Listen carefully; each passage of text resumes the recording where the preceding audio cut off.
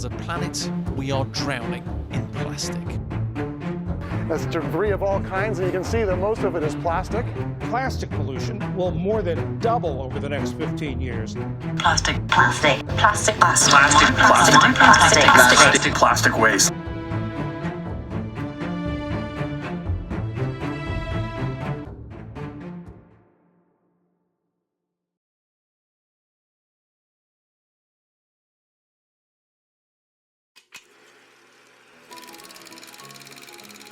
In the mid-19th century, the first synthetic polymers were created to replace dwindling natural resources like ivory and tortoise shell. When Leo Baekeland debuted in 1907, it was hailed as a miracle of human ingenuity, a material that could take any shape, defy decay, and last forever. Plastics take their rightful place in a world at peace, a world dedicated to a richer, fuller life for all.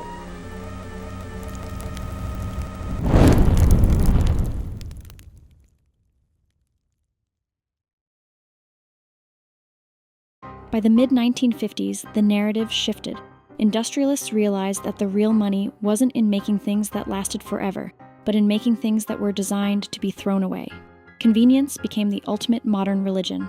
We traded durability for disposability, and in doing so, we opened a Pandora's box of convenience that we can no longer close. Tiny pieces of plastic floating everywhere. Microplastics have been found in all major human organ systems. The average brain, the amount of microplastics in the brain was equivalent to the weight of a plastic spoon. Today, that convenience has turned into a slow-motion ecological collapse. Because plastic doesn't decompose, it merely degrades. It breaks into smaller and smaller pieces, colonizing every corner of the globe. But the threat is no longer just environmental, it has become deeply biological. We are moving past the era of microplastics and entering the terrifying frontier of nanoplastics.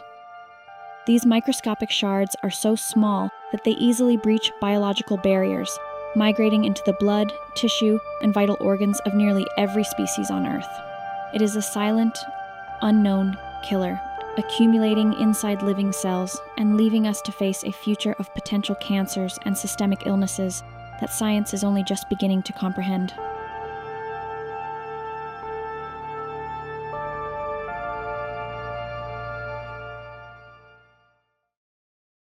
The journey of plastic is a direct pipeline from the deep earth to your trash can.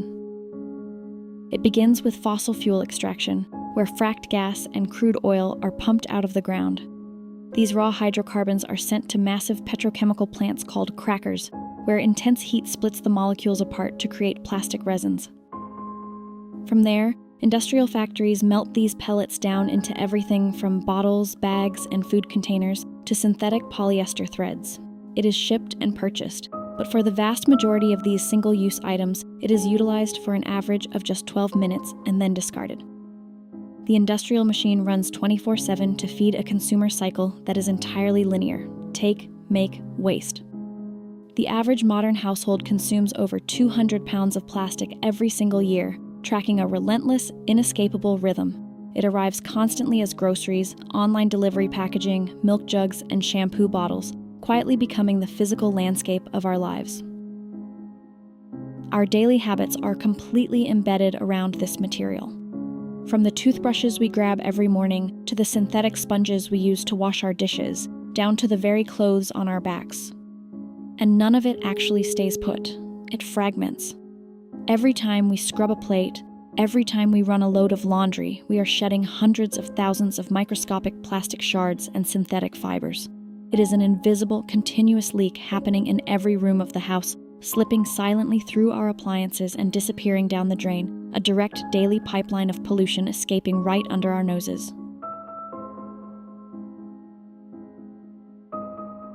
This isn't an accident of consumer choice. It is the result of deliberate corporate strategy. Fossil fuel conglomerates and multi-billion-dollar consumer goods companies continue to ramp up plastic production because it is the absolute cheapest way to maximize profit margins.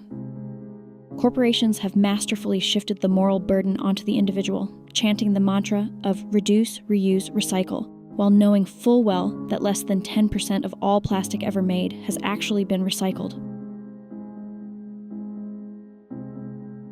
When public outrage grows too loud for corporations to ignore, they don't change their formulas, they change their marketing. They have turned sustainability into a high-priced status symbol for the wealthy, transforming a planetary crisis into an inaccessible luxury for everyone else. Welcome to the multi-million-dollar theater of greenwashing, the ultimate corporate cloaking device. It allows monopolies to aggressively scale up virgin plastic production while tricking us into applauding.